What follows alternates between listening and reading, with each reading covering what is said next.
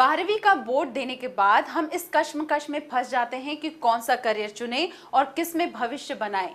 सही करियर का चुनाव करना वैसे है तो मुश्किल, इसीलिए इस बार हम आपको बताएंगे वो सारे ऑप्शंस जिनको आप साइंस बैकग्राउंड के साथ चुन सकते हैं। तो देर किस बात की, आइए देखते हैं ये सेगमेंट करियर दर्पण। 12वीं के विद्यार्थियों के लिए अभी खास महत्वपूर्ण समय चल रहा है और हो भी क्यों ना, ये टाइम ही बोर्ड एग्जाम का है। बोर्ड परीक्षा में अच्छे अंक ही उनको मन चाहे कोर्स में दाखिला दिला सकते हैं। आमतौर पर 12वीं के विद्यार्थी 3 महत्वपूर्ण विषयों में परीक्षा देते हैं: साइंस, कॉमर्स, आर्ट्स या ह्यूमैनिटीज। ज्यादातर युवा +2 के लिए साइंस का चयन करते हैं। 12वीं के बाद साइंस स्ट्रीम में मौजूदा करियर ऑप्शंस हैं: इंजीनियरिंग, फार्मेसी और रिसर्च। साइंस बैकग्राउंड वाले बच्चों के लिए इंजीनियरिंग और फार्मेसी 2 बहुत अच्छे स्ट्रीम्स अवेलेबल रहते हैं। यूँ तो साइंस बैकग्राउंड के बच्चे कुछ और भी बीएससी है जैसे वो कर सकते हैं और कुछ अलग कोर्सेज कर सकते हैं, जो सोसाइटी में सबसे ज़्यादा रिकॉग्नाइज कोर्सेज हैं वो इंजीनियरिंग और फार्मेसी के कोर्सेज हैं जो बच्चे कर सकते हैं। इसके साथ ही साथ एक नया इनोवेटिव कोर्स भी एयरक्राफ्ट मेंटेनेंस इंजीनियरिंग का, जिसको करने के बाद बच्चे विमानन कंपनियों में अपनी सेवाएं दे सकते हैं।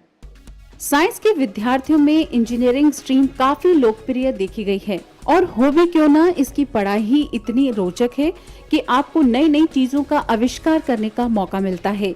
यूँ तो इंजीनियरिंग की कई सारी विधाएं हैं, पर उसमें से कुछ खास है: computer science, mechanical engineering, civil engineering, electronic engineering, aeronautical और इंफॉर्मेशन टेक्नोलॉजी।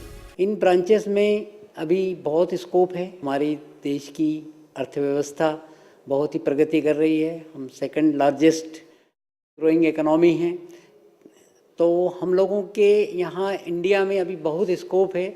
और जो पर्टिकुलरली जो कोर ब्रांचेस हैं, इलेक्ट्रिकल है, मैकेनिकल है, सिविल है, इन ब्रांचेस में बच्चों के लिए बहुत जॉब अपॉर्चुनिटीज़ है। मेक इन इंडिया में यहाँ पे इंडिया जो है मैन्युफैक्चरिंग हब बनने वाला है और पूरे देश को, पूरे विश्व को हम लोग यहाँ से इक्विपमेंट सप्लाई करेंगे।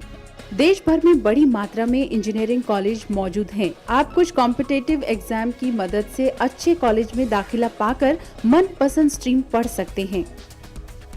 10+2 करने के बाद में डिफरेंट ब्रांचेस ऑफ इंजीनियरिंग होती हैं, उसमें बच्चा एडमिशन लेता है।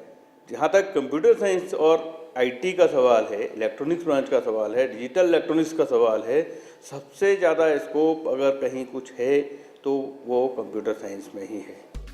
साइंस बैकग्राउंड वाले युवा के लिए एक और रुचि वाला क्षेत्र देखा गया है, वो है फार्मेसी। फार्मेसी में स्कोप भी बहुत है। एक रिपोर्ट के मुताबिक फार्मा इंडस्ट्री आज के टाइम में सबसे तेजी से बढ़ने वाला सेगमेंट है। भारत की फार्मा इंडस्ट्री वॉल्यूम के पैमाने से तीसरे नंबर पर राज कर रही है। वैल्यू के नजरिए से भी ये इंडस्ट्री 14वें स्थान पर बरकरार है। ये इंडस्ट्री हर साल 4.5 मिलियन लोगों को जॉब मुहैया कराती है। जिस इंडस्ट्री में इतनी ग्रोथ है, उसमें करियर के अवसर भी अपार हैं। बी फॉर्म कोर्स में एडमिशन लेने के लिए 12th मिनिमम क्वालिफिकेशन है और 12th के साथ बच्चा यदि मैथ्स और बायोलॉजी बैकग्राउंड का है तो दोनों बैकग्राउंड के बच्चे इसमें एडमिशन ले सकते हैं। 4 साल का कोर्स है फार्मेसी का। आफ्टर 4 ईयर बच्चा सबसे पहले उसके लिए इंडस्ट्रियल जॉब ओपन है, जिसमें वो प्रोडक्शन और quality control, quality assurance department में जा सकता है। यदि वो इंडस्ट्री में केस नहीं जाना चाहे तो वो अपना खुद का मेडिकल स्टोर या होलसेल मार्केटिंग स्टार्ट कर सकता है। यदि बच्चा इस चीज़ को भी ऑप्ट नहीं करता तो गवर्नमेंट की स्कीम है, दैट इज़ NHRM करके प्रोजेक्ट्स हैं, जिसमें एज ए फार्मासिस्ट बच्चों का रिक्रूटमेंट हो रहा है इस समय। साइंस बैकग्राउंड वाले स्टूडेंट एक और क्षेत्र में अपना करियर बना सकते हैं, वो है रिसर्च। हालांकि रिसर्च ऐसा फील्ड है जहां अक्सर युवा जाना नहीं चाहते हैं। देश में वैसे बेसिक साइंस के लोग तो है ही हैं। साइंस जहाँ पूरी होती है वहाँ से इंजीनियरिंग शुरू होती है और जहाँ इंजीनियरिंग पूरी होती है उसके बाद टेक्नोलॉजी शुरू होती है। तो साइंस, इंजीनियरिंग, टेक्नोलॉजी ये तीनों एक दूसरे से रिलेटेड हैं। एक साइंटिस्ट हो सकता है, एक इंजीनियर भी साइंटिस्ट हो सकता है, एक टेक्नोलॉजिस्ट भी साइंटिस्ट हो सकता है। और जहाँ भी स्टडी की जाती है किसी भी चीज़ की गहराई से, चाहे बेसिक रिसर्च हो चाहे अप्लाइड रिसर्च हो, वो साइंस में आ जाती है।